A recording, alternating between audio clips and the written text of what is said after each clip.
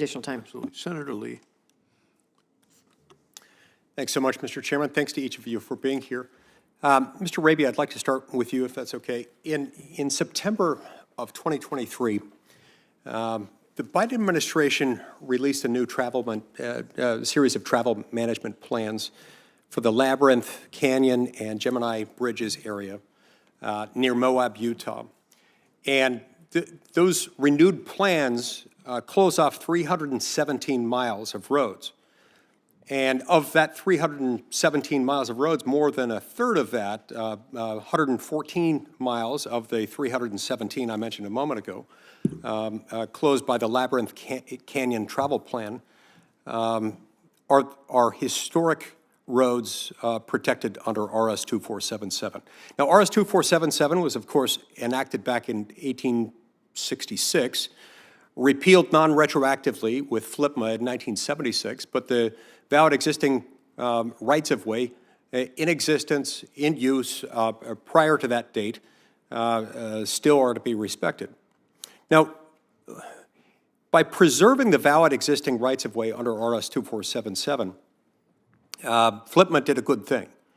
Unfortunately, Congress didn't provide enough clarity as to a clear path about how to resolve disputes arising under RS 2477. And that gap creates significant friction between counties, the state, local residents, and BLM field offices.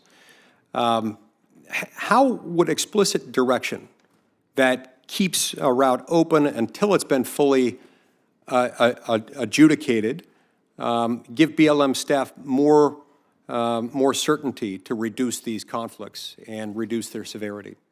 Mr. Chairman, again, thank you for the question. And that clarity would be welcomed and would ensure that the RS 2477 rights are protected and preserved, and would prevent any potential misapplication of management actions on the ground that may diminish those rights. And I believe S90 would help us in that regard substantially. I want to switch now to S1860 and go to you, Mr. French. As you can see, this chart here, this picture, shows a public works facility that already sits on this parcel inside the Dixie National Forest. This facility, as it's built, as it exists today, is quite insufficient for storing essential safety equipment, safety supplies, and including but not limited to snow removal equipment. Just yesterday, the public works staff had to drive 20 minutes away to replenish their own supply of snowmelt material, as the storage capacity in this current facility was depleted after just 2 relatively minor snowstorms. So that's kind of a problem, that anytime you're delaying access to critical safety equipment and supplies, it's kind of a problem. This bill would fix that, but if it's not conveyed, as the bill tries to do, to the town of Bryan Head, what ongoing management and safety concerns could arise as the town continues to grow? Thank you, Senator. As you know, we support the bill, and we think there are ways that we can help you make it more efficient so we can see this happen more quickly. Great. We basically agree with you that there is a number of safety concerns here in terms of the town. The forest is supportive of creating access, conveying land, or doing some sort of permit to help the town out. So, but we do think we can make this go faster with a little bit of work with you. Thank you. Yep. Mr. Raby, let's go back to you. About 2 weeks ago, this committee held a hearing on the land planning process, and both sides of the aisle seem to agree that the process needs reform. The reality of how the process currently plays out is that the views of states are often left out entirely. And restrictive designations often end up getting layered, one right on top of the other, and ultimately public lands in countless circumstances are just locked away. And as a result, BLM's ability to carry out needed management activities involving critical things like fuel treatments or habitat work ends up being hamstrung.